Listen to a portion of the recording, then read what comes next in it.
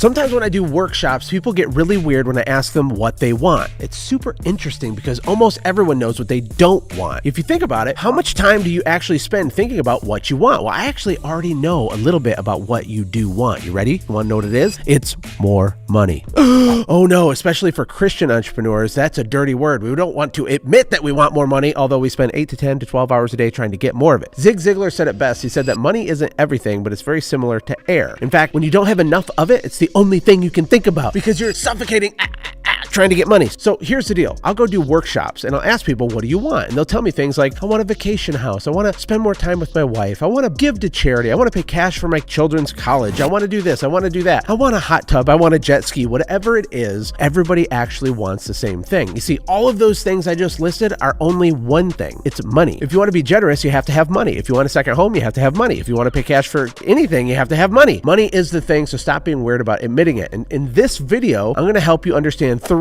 little-known ways to help you make a lot more money. Are you ready? The first way is by becoming an asymmetrical thinker. Now, that sounds like a fancy term, but it's pretty simple. You see, you got to understand that most people wander through life like NPCs, non-player characters, right, in a video game. They're like on autopilot, sleepwalking through life, and they approach everything linear. They can only see what's in front of them. All asymmetrical thinking is when you look at situations from the side, not just head on. Don't just see the obvious, you see the nuance of situations and opportunities. For example, most people think that Tesla is a car company, but asymmetrical thinkers understand that Tesla is actually a battery company that just happens to sell cars. Did you know there's a weird little part in the back of your brain called the reticular activating system? I know it's kind of nerdy, but it's really interesting. It's a part of your brain that helps you notice things or not notice things. It's kind of like this survival mechanism in your head. You ever notice that if you bought a yellow Volkswagen Bug as a car, okay, like this little yellow Volkswagen Bug right here, if you buy one of those, you'll start noticing yellow Volkswagen Bugs everywhere. The thing is they were always there, but you didn't notice them because your brain didn't think it was relevant for you to see it. The same thing is true with opportunities. Some people literally can't see opportunities. They're surrounded by opportunities, but it's invisible to them. It's like they're living in the matrix. That's what I mean when I say they're NPCs sleepwalking through life. There could be opportunities to make money, opportunities to get into business, to help people, to create value, to invent things, to fix things, to improve things. We're all drowning in possible opportunities, but most people can't see it because they're not asymmetrical thinkers. So how do you activate your reticular activating system and get it working for you instead of working against you? Well, one of the ways you do it is by making a conscious decision to start looking for opportunities. If you think about it, they're everywhere. What is the low-hanging fruit in your business right now where you could extract more money? If you were to slow down and push pause for 2 seconds and think creatively, instead of just reacting to everything, you were proactive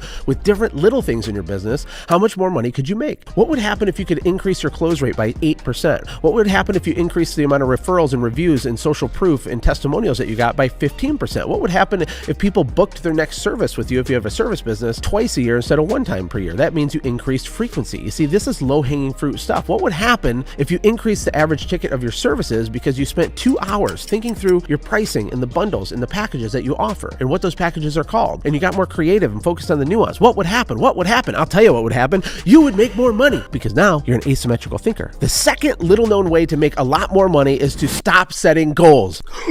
Josh, what are you talking about? You can't stop setting goals. Yes, of course you can. Stop setting the goals the way that you're setting the goals right now. What I'm suggesting is that you start setting derivative goals. What the heck is a derivative goal? It's a goal that leads to the goal. Instead of saying, I want to make $1 million, you set the goal to do the thing that's going to automatically lead to the $1 million. Let me say it again for the people in the back. Instead of saying, I'm going to make $1 million, which is this huge future-based thing that's so big you can't wrap your head around it, instead you make the goal the set of 3 to 5 behaviors that you need to change that you know on a large enough time horizon that will automatically yield you the $1 million. There's a great book called Atomic Habits. You should read it. You should go buy it. Go click and buy it. It's not my book. I don't get any money for it, but you should totally buy it. One of the interesting points he makes is this idea of setting derivative goals. Instead of making your goal to go to the gym and work out, you make your goal to pack your gym bag and put it in your car. Or you make your goal to go sit in your car next to your gym bag at 6 a.m. in the morning every morning. And let's say you're in the car, the gym bag's next to you, and you decide, nah, I don't want to go to the gym. That's okay because you still accomplished your goal by getting in the car in the first place. But we both know the chances are your shoes are on, you're already kind of got your sleepy eyes out, you're sitting in the car next to the gym bag, you're probably going to go to the gym. People set goals that are too big and it causes overwhelm and frustration. Instead, set derivative behavior-based goals. Have you ever thought about the fact that obese people don't have an information problem as much as they have a behavior problem? Tell me if you think I'm wrong, but I'm not wrong. I highly doubt that really morbidly obese people are confused on if they should eat birthday cake for breakfast. I think we both know you shouldn't eat birthday cake for breakfast. Look, I love birthday cake as much as the next guy, but it's not a breakfast food, right? It's not that they don't know to not, pound a bag of M&Ms and drink 15 cans of soda a day. They know that. The problem isn't on the information, it's on the behavior. It's the same thing is true with small business owners. A lot of the answers on how to fix your business, you already know what they are in your head, but you can't get out of your negative inertia and the negative momentum you have from reacting to all the stimulus, and you're overwhelmed and you're too close to it and you can't see the forest through the trees, and so you get stuck. So ask yourself, what type of derivative goals could you set? Could you get up a little bit earlier for 7 days in a row? Could you be more productive? Could you go to bed a little bit earlier? It doesn't directly lead to money, but it indirectly leads to lots of money. Could you follow up with more of your prospects? Could you have more touches on how many times you follow up with prospects? Could you rewrite the emails sequences that you send out to customers to make them more clever and more human and more funny? Could you exercise a little bit each day so when you show up for your team leadership meeting, you show up as a different person who's in momentum, who has enthusiasm, and then everybody performs a little bit more? You see, these are examples of derivative goals. If you change little micro behaviors, you show up as a different person, and the results in your bank account on the back end will change for the better in a big way. And the third little known way to make a lot more money is to walk with abnormal levels of certainty. Think about this. I call this the Tom Sawyer effect. Tom Sawyer, good guy. But you're like, Josh, I can't walk with certainty. What the heck do I know? I'm just nobody. Or as Myron Golden calls it, you have a case of I'm just me-itis, which he says is an inflammation of the I'm just me gland. It's not a real medical condition, but it's pretty funny. And I see it every day working with small business owners. You need to delete the I'm just me-itis. You need to hit the eject button, Control-Alt-Delete, whatever, make it go away,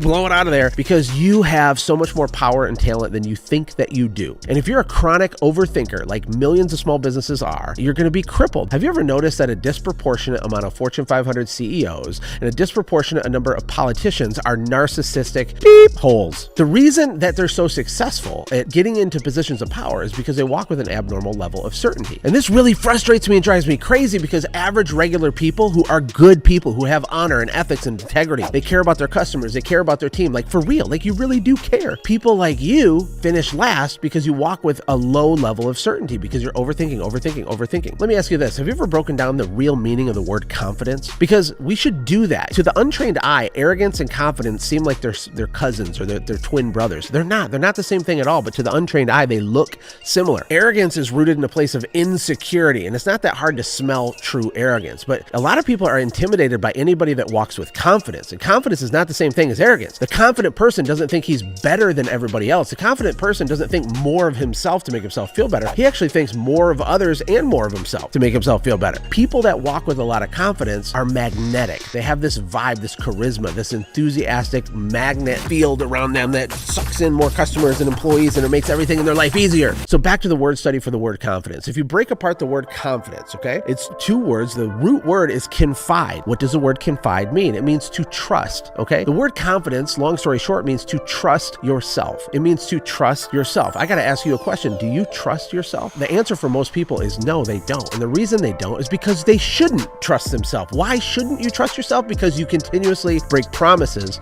to yourself. And this isn't the big things. It's not that you don't trust yourself because you didn't make $1 million yet. You don't trust yourself because you said you were going to do that thing on Tuesday and you didn't do the thing. You said you were going to get up a little bit earlier and you didn't get up a little bit earlier. You said you were going to go to bed and limit screen time. You said you're going to take your wife on date night. You said you're going to play baseball with your son and you didn't do it. You didn't do it. You didn't do it. You didn't do it. You see, true confidence comes from trusting yourself, and trusting yourself comes from honoring your word to yourself. It's one thing to honor your word to everybody else, but we put ourselves in last place. We honor the word to ourselves last, and it's crushing your ability to make money. You want to know why? Because when you up-level your confidence, you show up in the world as a literal different person with this vibe, this Tom Sawyer effect, this nerdy enthusiasm, right? And it's easier to sell stuff. It's easier to recruit employees. It's easier to lead your team. It's easier to show up for yourself. It's easier to show up at home like the king or queen that you're supposed to be. Those are 3 simple ways to make a lot more money that nobody talks about. What do you think? Let me know in the comments.